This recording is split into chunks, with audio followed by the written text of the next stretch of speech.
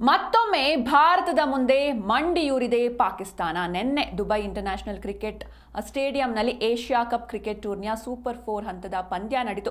ಪಾಕಿಸ್ತಾನ ಹಾಗೂ ಭಾರತ ತಂಡಗಳು ಮುಖಾಮುಖಿಯಾಗಿದ್ವು. ಇನ್ನು ಈ ಪಂದ್ಯದಲ್ಲಿ ತನ್ನ ಭರ್ಜರಿ ಬ್ಯಾಟಿಂಗ್ ಮೂಲಕ ಅಮೋಘ ಜಯ ದಾಖಲಿಸಿದ ಭಾರತ ಹಲವು ದಾಖಲೆಗಳಿಗೂ ಸಾಕ್ಷಿಯಾಗಿದೆ. ನಿನ್ನೆ ರಾತ್ರಿ ದುಬೈ ಇಂಟರ್ನ್ಯಾಷನಲ್ ಕ್ರಿಕೆಟ್ ಸ್ಟೇಡಿಯಂನಲ್ಲಿ ನಡೆದ ಸೂಪರ್ 4 ಹಂತದ ಪಂದ್ಯದಲ್ಲಿ ಭಾರತ ಪಾಕಿಸ್ತಾನ ತಂಡವನ್ನು 6 ವಿಕೆಟ್ ಅಂತರದಲ್ಲಿ ಭರ್ಜರಿಯಾಗಿ ಮಣಿಸಿತ್ತು.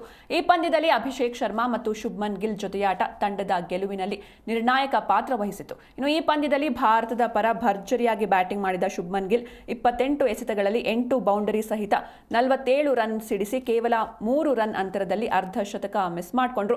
ಅಂತೆಯೇ ಮತ್ತೊಂದು ಬದಿಯಲ್ಲಿ ಭರ್ಜರಿ ಬ್ಯಾಟಿಂಗ್ ಪ್ರದರ್ಶನ ನೀಡಿದ ಅಭಿಷೇಕ್ ಶರ್ಮಾ 39 ಎಸೆತಗಳಲ್ಲಿ 5 ಸಿಕ್ಸರ್ ಮತ್ತು 6 ಬೌಂಡರಿಗಳ ನೆರವಿನಿಂದ 74 ರನ್ ಸಿಡಿಸಿ ಅಬ್ರಾರ್ ಅಹಮದ್ ಬೌಲಿಂಗ್ನಲ್ಲಿ ಔಟ್ ಆದರು.